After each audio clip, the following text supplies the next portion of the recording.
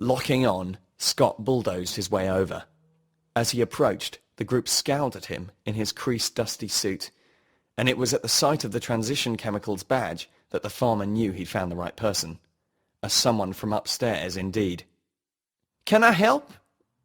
"We're not hiring whatever it is you do, I can assure you." Scott shook off this pointed slur. "You can. Explain to me why your fucking plant is poisoning the land around here." The executive laughed nervously. His tour group's ears were peaked. I can assure you, sir," he began nervously. Looking over, he waved to the receptionist and silently mouthed for her to relocate his guests before turning his attention to Scott. "Maybe we should speak in a more private place." It wasn't a suggestion, and Scott found himself heaved by this executive into a side office off the reception area.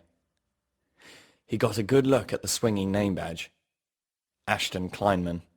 One that was familiar. Then Scott Whitney realized he'd struck gold.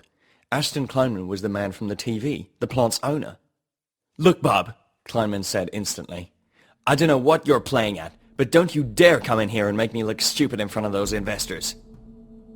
"That wasn't my aim, bub," Scott spat back sarcastically. "I just want answers. This plant is polluting the local water supply." "No, it isn't," Kleinman said stonily in a huff, his voice authoritarian and curt. "Disagree. Got proof here, son," Scott said as calmly as he could, thrusting his file into Kleinman's hand. "Some of the other farmers have noticed it, but I'm the closest. 5 miles away, getting the most of your acrid filth. Acid rain was just the start. Now the water is toxic." Kleinman palmed through the papers, which were a loose collection of statements and diagrams, all hand-drawn. Some were maps of the farms, pointing out water sources and standpipes in affected areas. A few Polaroid pictures of dirty buckets and burned plants were clipped on for good measure. But it was hardly, dare say, watertight. "No scientific data? Just anecdotes and the scribblings of some inbred redneck country boy?" "Don't think I'll be reading that," Kleinman said smugly, depositing the file in a trash can with a lazy flick of his wrist. Before Scott, whose face dropped, could say anything, Kleinman spoke again. "Don't bother coming back here, Mr... Oh, who am I kidding? I don't care what your name is. This is the future, farmer. You can do nothing to stop its progress. Now, get the hell out of my plant!" Kleinman pushed Scott back through the door. He'd only just been thrust through less than 2 minutes ago. Kleinman clapped over to the receptionist once more. "Carrie Ann, have this vagrant escorted off the premises, and let the investors know I'm on my way in."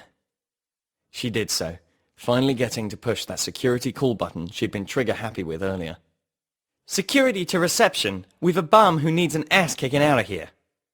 A surly guard in a fresh-brimmed cap and crisp starched shirt emerged as Kleinman opened the door on the other side of the reception area. His face changed back to smooth businessman in an instant, and he began cackling with his moronic investors, laughing off what they had seen. They didn't remember anyway. They were too busy thinking on how much money they could make. But Scott saw no more of what was happening as he was forcibly thrown out of the main door and onto the gravel, white dust caking onto his battered jacket. And he looked up from the ground, livid. How dare they treat him like a bug and try to squash him? As he climbed back into his truck and rumbled away, he made a pledge that, like a cockroach, it would take more than even an atomic bomb to squash this bug. No, sir. This wasn't the last that Transition Chemical would see of him. They didn't realize it now, but an enemy had been made in Scott Whitney. The growl of the truck's engine got nearer and nearer, and Brian stopped what she was doing.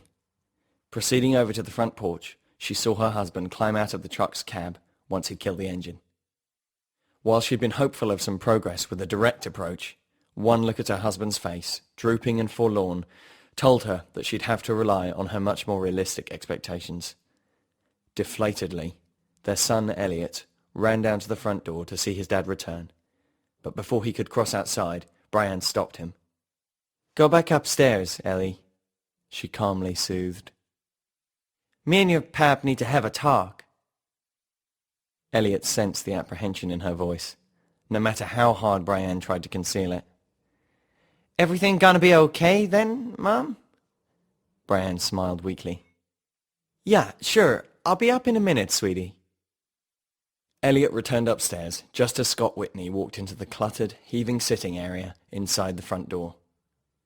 Brienne perched herself on the couch and Scott instinctively took up a place in the armchair. "Come on then, Shug. Let's hear it," she said, initiating what would no doubt be a very awkward conversation. Scott lifted his head and wasn't upset. He was realistic and matter-of-fact about it. "They laughed at me. Kinda knew they would, truth be told." "Did they not look at your statements?" "Nah, they were in the trash before you could even recite the date. No real evidence, they said. All conjecture and anecdote." "Didn't you ask for someone more senior?" Brian ventured reticently. "Can't get no higher than Chief Executive Officer. Smart-ass townie. Treated me like some bit of crap off his $500 shoes. But I expected what I got, and I got what I expected from them." A brief, tense pause ensued. Both Scott and Brienne were lost in thought, processing this new information. She spoke first, with a glimmer of hope in her voice.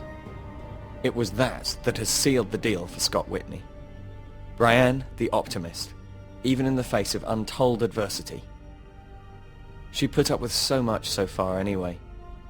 "These tests, can you not get them done?" Scott relaxed his shoulders for a great breath. "Good, but it had cost us. How much do we have?"